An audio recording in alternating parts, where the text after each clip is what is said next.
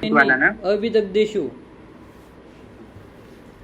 अविदग्धेषु शोपेषु अविदग्धेषु सोपेषु हितम् आलेपनं भवेत् यथा त्वं दोषशमनं दाहकण्डुरुजापहम् त्वक्प्रसादनम् एव अग्न्यं मासरक्तप्रसादनं दाहप्रशमनं कण्डुविनाशनं मर्मदेशेषु ये रोगा गुह्येषु अपि तथा नृणां संशोधनाय तेषां हि कुर्याद आलेपनं भिषक् षड्भागं प्रेष्टिके स्नेह चतुर्भागं तु वाचिके षड्भागं तु कपजे स्नेहमात्रां प्रदापयत्। अविदग्ध शोक की अवस्था में आलेपन हितकारक होता है तथा शोकों के भिन्न भिन्न दोषों को शमन करता है। यह दाह कंडु और रुजा को नष्ट करता है, त्वचा को शुद्ध करने में प्रधान है, मांस और रक्त को भी शुद्ध करता है, दाह का शमन करता है। इसके अतिरिक्त सुई चुभोने की सी पीड़ा और कंडु को शांत करता है। मनुष्य के मर्म स्थानों पर तथा गुह्य स्थानों पर जो रोग होते हैं उनकी शुद्धि या शमन करने के लिए आलेपन करना चाहिए। पित्तजन्य शोक के आलेप में छठा भाग, वातिक में चतुर्थ भाग और कफजन्य शोक में आठवां भाग स्नेह का प्रयुक्त करना चाहिए। क्या बोल रहे हो? आलेप के अपने विषय में कालावधि बतलाते हैं। अविदग्धेषु अर्थात अविदग्ध व्रण की अवस्था में आलेप हितकर होता है। विदग्ध अवस्था में प्रदेह, जिसका दूसरा नाम उपनह भी है, अगर विदग्ध हो गया यानी कि पच्चमान स्टेट में अगर है तो आप उसको और पकने के लिए आप प्रदेह, उष्ण प्रदेह लगाना चाहिए, ऐसे वो बोल रहे हैं। और जब अविदग्ध हो तो तब आपको आलेप लगाना चाहिए कि यानी कि भाई उसी टाइम उसका क्या हो जाए, शांत हो जाए, वो जो शोक पच्च और पक्व होके फूट ना जाए, इसकी वजह से भाई साहब तुम पहले उसकी चिकित्सा कर लो, ऐसे बोल रहे हैं।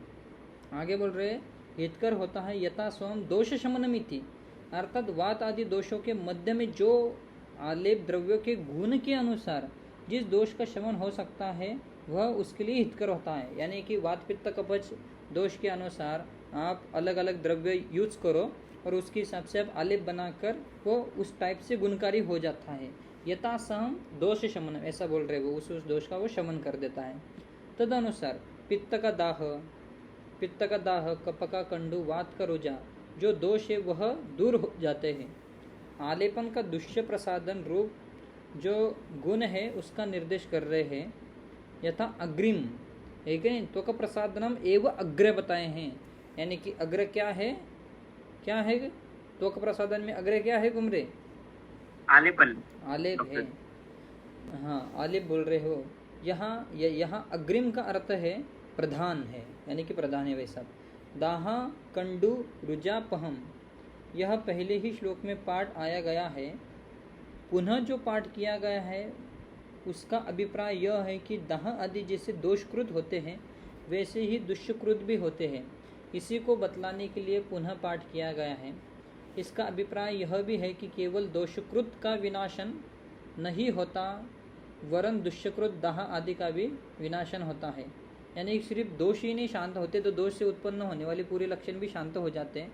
और बोल रहे हैं ये इम्पोर्टेंट है कि वह सब अभी अपन ने पढ़ा कि अविदग्ध ओश में अपने को आलेप करना है, विदग्ध हो गया तो आपको वहाँ पर प्रदेह उष्ण लेप लगाना है, ऐसा प्रदेह लगाना है। और बोल रहे हैं कि आलेप से क्या होता है, यथा सम दोष शमन, जैसे तुम आलेप करोगे वैसे वैसे दोष शांत हो जाएंगे। दाहकंडु रुजापहम भी देख लिया अपन ने, त्वक प्रसादम भी देख लिया। ये इंपॉर्टेंट है कि मांस रक्त का प्रसादन करता है आलेप, मांस और रक्त को अच्छा बनाता है। मांस और रक्त के अंदर जो दुष्टि हुई है उसको अच्छा करने वाला आलेप ही है, गुण धर्म बता रहे हैं।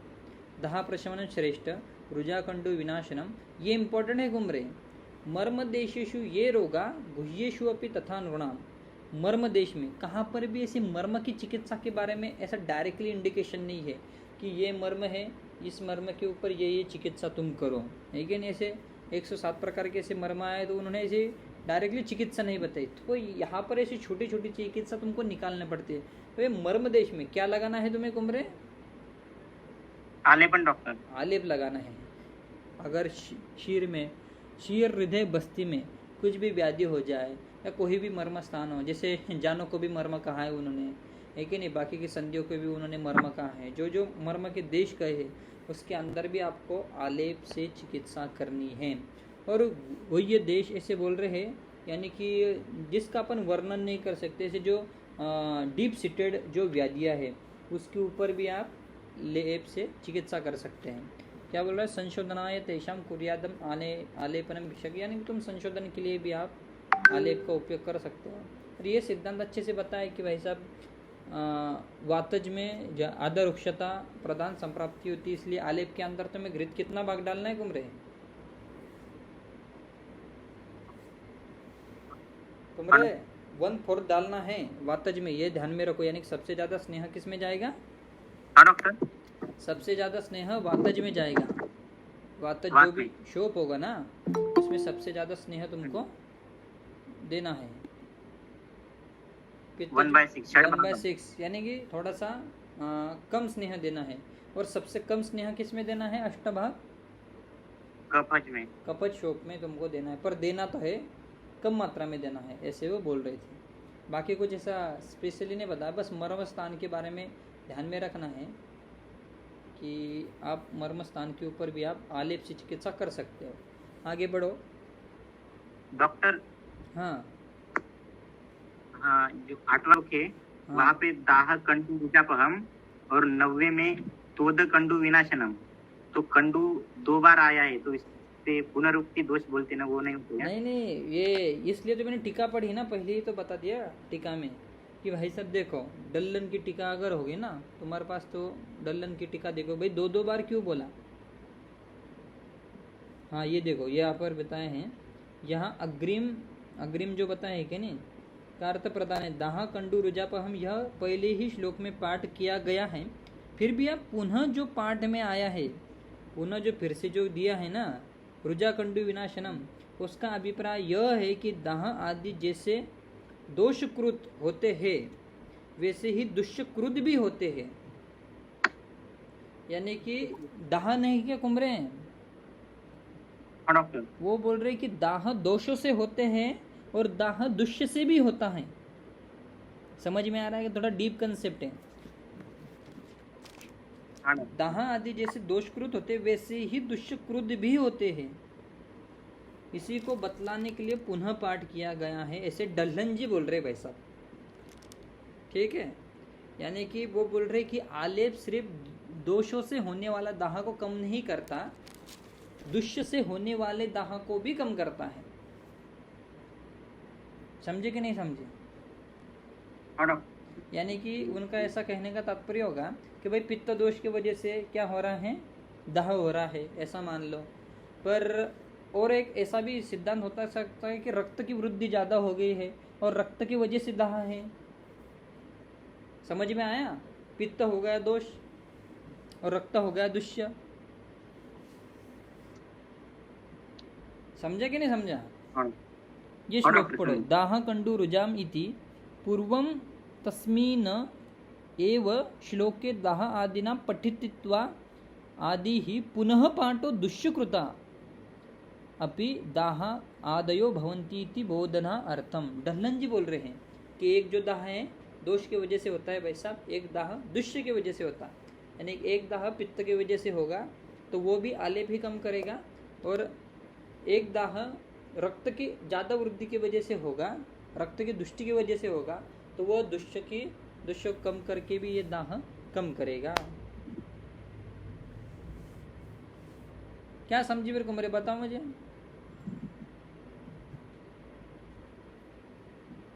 हाँ डॉक्टर, जो पहले वाला दाह कंडू रुजापहम है, तो उसमें जो दाह है वो पित्त दोष के कारण जो दाह हो रहा उसका शमन करने के लिए अपन यूज कर रहे हैं, और जो दूसरे लाइन में है तो दाह कंडू, तो ये दुष्य की वजह से हो रही। जैसे रक्त में रक्त बढ़ गया, रक्त पुष्टि बढ़ गई, तो उससे जो दाह हो रहा। समझ गए? फिर इसलिए टीका पढ़ना सबसे इम्पोर्टेंट। टीका में उसको जैसे तुमको क्वेश्चन पढ़ा वैसे उसको ही क्वेश्चन पढ़ा था, इसलिए मैंने पहली टीका पढ़ ली थी। चलो आगे पढ़ लो। तस्य प्रमाणम आद्र माहिष चर्म उत्सेदम उपदिष्टंति, उसका आलोक की मोटाई भैंसे के गीले चर्म के बराबर होती है। हाँ, क्या बोल रहे वो? आलेपम, आलेप कितना लगाना है फिर? माही से चर्म यानी कि भैंस आग्र की माही चमड़ी, भाई साहब भैंस की चमड़ी जितनी मोटी होती है उतना लगाना चाहिए। अपन इतना मोटा लेप लगाते हैं क्या उम्र? नहीं रखते। वैसे लगाना चाहिए, इसलिए वो बोल रहे हैं यानी कि जब इतना बड़ा होगा ना, स्थूल होगा, तभी जाके वो काम करेगा, है क्या नहीं। अब टीका बढ़ते हैं। आलेप का गुण तनु बताया है, अर्थात भैंस की गिरे चमड़े की मोटाई के बराबर होता है। तनु का प्रमाण बता रहे हैं। प्रदेह का तनुवत्व प्रमाण भैंस के गीले चमड़े की ऊंचाई मोटाई की अपेक्षा स्थूल होना चाहिए। और जो प्रदेह का गुण तनुत्व मानते हैं उनके मत में प्रदेह का तनुत्व प्रमाण यही है, अर्थात भैंस के गीले चमड़े से कुछ स्थूल। यानी वो बोल रहे आलेप का नहीं, क्या आलेप का भैंस की चमड़ी के जैसे जितनी मोटाई होनी चाहिए। जो प्रदेह बोल रहे हैं ना, प्रदेह का तनुत्व यही है कि थोड़ा सा स्थूल होना चाहिए। आलेप भी तनु है, प्रदेह भी तनु है, पर प्रदेह का उष्णता ज़्यादा लगनी चाहिए, इसलिए वो बोल रहे हैं कि ज़्यादा होनी चाहिए। तेषां मध्य प्रदेश तेन प्रमाणम डल्लन जी ऐसे बता रहे। ठीक है, चलो इसमें कुछ ज़्यादा नहीं है, पर वो बोल रहे कि भाई मोटा मोटा लेप लगाना चाहिए तुम्हें। यही एक प्रैक्टिकली तुमको सोचने की बात है। चलो आगे। न च आलेपम रात्रौ प्रयुञ्जेत् मा चैत्य पिहित उष्मनम तद निर्गमात विकार प्रवृत्ति रीति। आलेप को रात्रि के समय नहीं लगाना चाहिए, क्योंकि आलेप की शीतलता से रुकी हुई उस स्थान की उष्णता से नहीं निकलने से विकार की वृद्धि या अन्य रोग की प्रवृत्ति न हो जाए, अतः रात्रि में आलेप का निषेध है। आगे बढ़ लो। प्रदेह साध्य व्याधु तु हितम आलेपनम दिवा पित्त रक्त अभिघातोच्चे सविशेष विशेषित न च पर्युषितम लेप कदाचिद अवचारयेत् उपर्युपरि लेपं तु न कदाचित् प्रदापयेत् उष्मानं वेदनां दाह घनत्वात् जनयेत् तहि न च तेन एव लेपनं प्रदेह दापयेत् पुनः पुष्पभावात् स निर्वीर्यो युक्त अपि स्यात् अपार्थको। हृदय के द्वारा साध्य रोगों में तथा अधिकतया रक्त पित्त अभिघात और बीजजन्य रोगों में जिनके समय लेप लगाना हितकारक होता है, पर्युषित अर्थात पूर्व दिन में पिसा हुआ लेप दूसरे दिन नहीं लगाना चाहिए। इसी तरह प्रथम आलेप को बिना हटाए उसी पर दूसरा आलेप नहीं कराना चाहिए, क्योंकि लेप पर लेप लगाने से लेप मोटा या घना हो जाता है, जिससे उस स्थान में गर्मी, वेदना और दाह को उत्पन्न करता है। प्रथम बार लगाने से बचे हुए लेप को कालांतर में दूसरी बार नहीं लगाना चाहिए, क्योंकि वह शुष्क होने से निर्वीर्य हो जाता है, जिसे लगाने पर भी कोई कार्य सिद्ध नहीं होती है। क्या बोल रहे वो कि भाई साहब पहले से पढ़ रहा था कि आलेप का प्रयोग रात्रि में नहीं करना चाहिए, ताकि शीतलता से नष्ट हुआ ऊष्मा के कारण शोभ की ऊष्मा का ठीक प्रकार से निर्गमन न होने से विकार की उत्पत्ति न हो जाए, ऐसा बोल रहे हैं। विशेष काल में आलेप के लगाने की विधि एवं निषेध निश्चित होता है, इसे बता रहे। यदि इसके विपरीत मनमाने ढंग से प्रयोग किया जाए तो उससे होने वाले दोष का निर्देश कर रहे हैं। इससे इस आलेप के प्रयोग विधि सूचित होती है। वात एवं श्लेष्मा से पकने वाले श्लोक में प्रदेह का प्रयोग रात में करना चाहिए। ये बताया गया उन्होंने कि वात और श्लेष्मा से जो शोभ होता है उसमें प्रदेह कब लगाना चाहिए घूमरे? दिन में, रात में लगाना चाहिए। कि वात और श्लेष्मा अब रात में कैसी होती है? शीतलता होती है या उष्णता होती है रात में? शीतलता डॉक्टर। रात में शीतलता होती है। फिर वात शोपज जो वात और कपज जो शोप है वो बढ़ेगा रात में या घटेगा? बढ़ेगा ना। चरक में भी लिखा है कि वात श्लेष्मस क्या होता है, रात्रि में बढ़ता है, कपच काल में बढ़ता है, वातज काल में बढ़ता है। तो वो बोल रहे हैं कि वात श्लेष्मज जो शोप होता है उसमें प्रदेह कब लगाना चाहिए? रात में लगाना चाहिए। और पीछे अपन ने देखा कि विदाही जो होता है, विद्यमान जो शोप है उसमें भी प्रदेह का प्रयोग करना चाहिए। अब बोल रहे हैं शत व्रणों में, अगर शत हो गया व्रण में रात में भी कलके के प्रयोग करना चाहिए। पित्तज और वात पित्त शोत में शतोदत घृत का अभ्यंग आदि करना चाहिए, ऐसे बोल रहे हैं। यानी पित्तज है, वात पित्तज है तो आप शतोदत घृत का अभ्यंग कर सकते हो। हृदय के शीतल होने के कारण शोथ की जो ऊष्मा शांत हो जाती है और शोथ की ऊष्मा का निसारण नहीं हो पाता। अब तुमने प्रदेह तुमने उष्ण उष्ण लगाया, अब वो शीत हो गया, तो शोथ के अंदर की ऊष्मा भी शांत हो गई और शोथ के अंदर की जो ऊष्मा है वो बाहर भी नहीं निकल पा रही है। अब तुमने ज़्यादा देर तक लगा दिया तो उससे क्या होता है, जिससे कि विकारों की वृद्धि हो जाती है, ऐसे बोल रहे हैं। शैत्य से रोमकूप अवरुद्ध हो जाते हैं, ये भी बताया। शैत्य से क्या होता है, रोमकूप अवरुद्ध हो जाते हैं, इसलिए भी ऊष्मा बाहर नहीं निकल पाती और न निकलता हुआ ऊष्मा आलेप में टकरा कर अंदर ही चला जाता है और शोक में अत्यधिक पाक कर देता है। इसलिए लेप कभी सूखना चाहिए क्या घूम रहे? नहीं डॉक्टर, कब सूखना चाहिए फिर? वो पीड़न युक्त जब पीड़न करना है तभी सुखाना है। आगे बोल रहे स्वेदवाही सिरामुखों के द्वारा वीर्य को प्राप्त करता है। इसके बाद बहुत पुस्तकों की बहुत प्रतियों के निबंध में पाठ्यक्रम में भिन्न भिन्न उल्टा पाठ्यक्रम तथा अधिक पाठ मिलता है, वह मेरे द्वारा कहा जा रहा है। यहाँ टीकाकार ने श्लोक 5 से 15 तक का पाठ्यक्रम कुछ पुस्तकों के विपरीत क्रम में मिलने का उल्लेख भी है। वह क्रम यानी वो बोल रहे कि भाई साहब कुछ कुछ बुक्स में प्रिंटिंग मिस्टेक भी डलन टीका की, पर ये करेक्ट बता रहे हैं।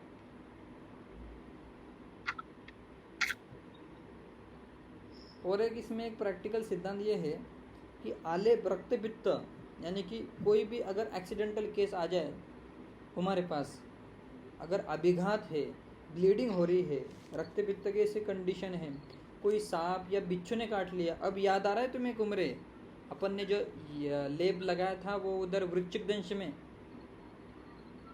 हाँ डॉक्टर, हाँ, उसका रेफरेंस यही था कि भाई साहब आलेप लगा। विष की कंडीशन आई कि पहले क्या लगाना है? आलेप लगाना है। रक्त पित्त हो गया, अभिघात हो गया, क्या लगाना है पहले? आलेप डॉक्टर। बस खत्म बात। इसलिए तुम अगर पूरी संहिता पढ़ोगे ना तो उसमें इमरजेंसी कंडीशन भी जगह जगह पर बताई हुई है। अभी अभिघात होगा तो क्या करोगे भाई, रक्त पित्त हो गया, ब्लीडिंग हो रही है, क्या करोगे? विष ने भाई साहब कोई सांप बिच्छू या किसी विषैली पदार्थ काट लिया तुम्हें, ऐसा अभिघातज हो गया, तो वहाँ पर तुम्हें क्या लगाना है?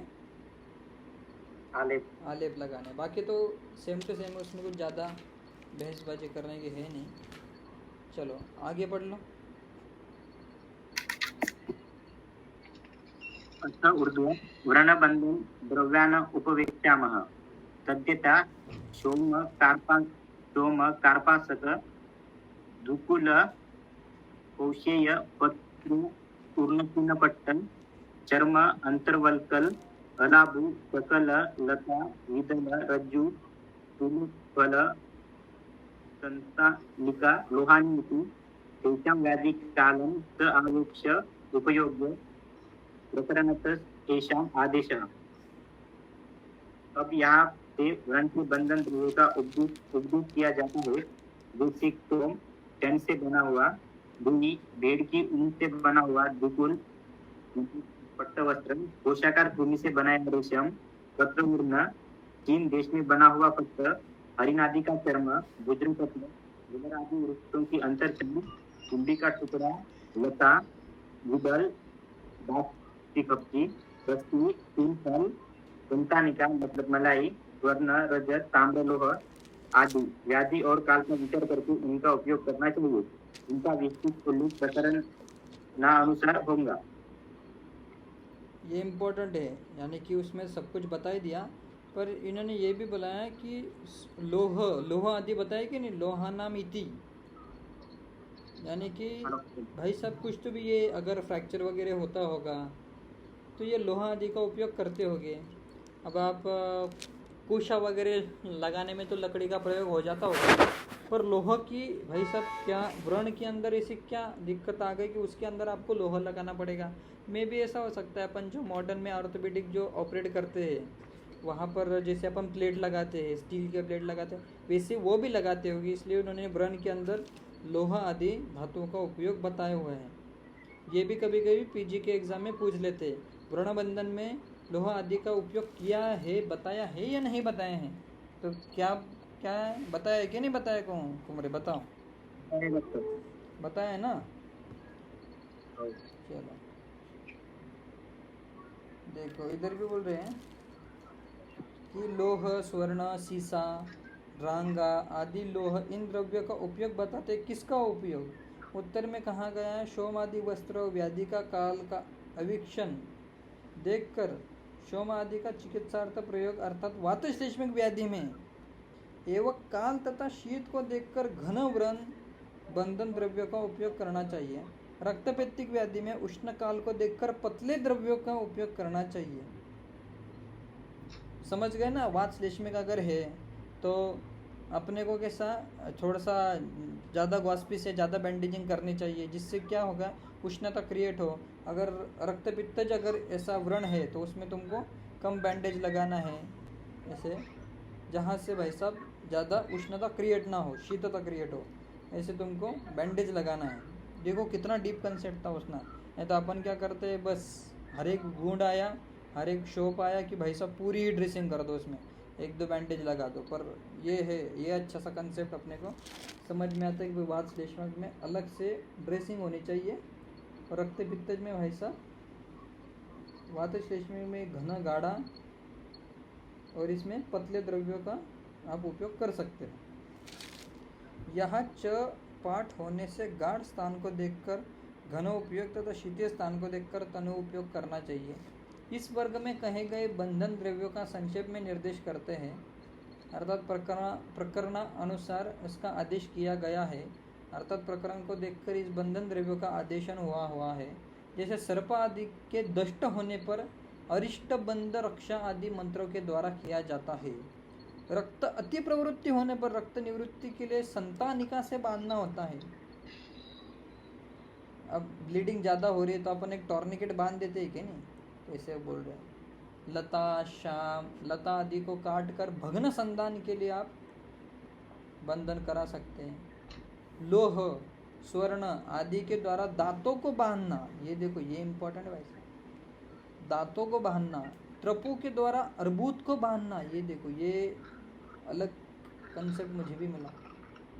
ट्रपूस जो ये है अपना द्रव्य है, रस शास्त्र में दिया है, उसका मेटल जो है उससे आप अर्बुद ग्रंथि आदि को बांध सकते हो। अलाबों के टुकड़ों से शीरो व्रण को बांधना, अलाबों के टुकड़े से शीरो के व्रण को आप बांध सकते हो। इसी प्रकार अन्य वस्तु का भी बंधन यथा योग्य उपदेश करा जा सकता है, ऐसे वो बोल रहे हैं।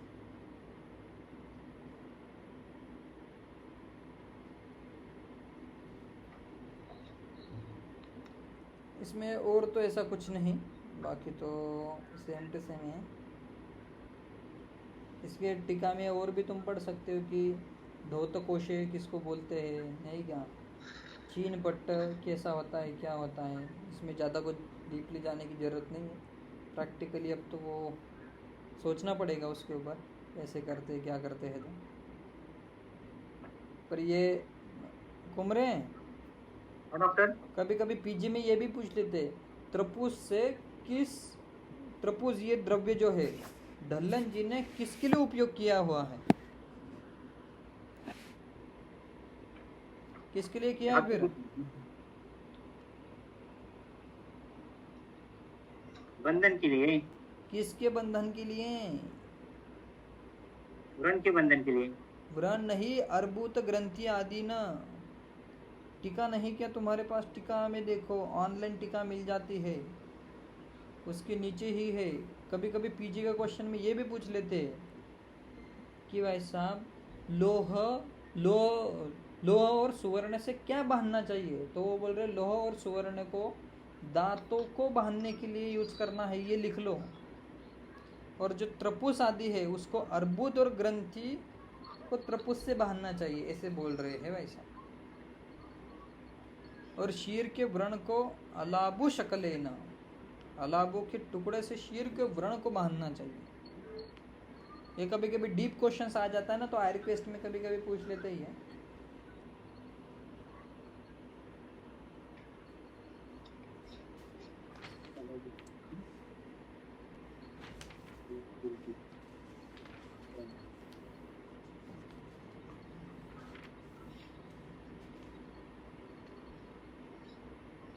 ठीक है, बाकी का कल देखेंगे कुमरे जी। आज के लिए और- इतना ही।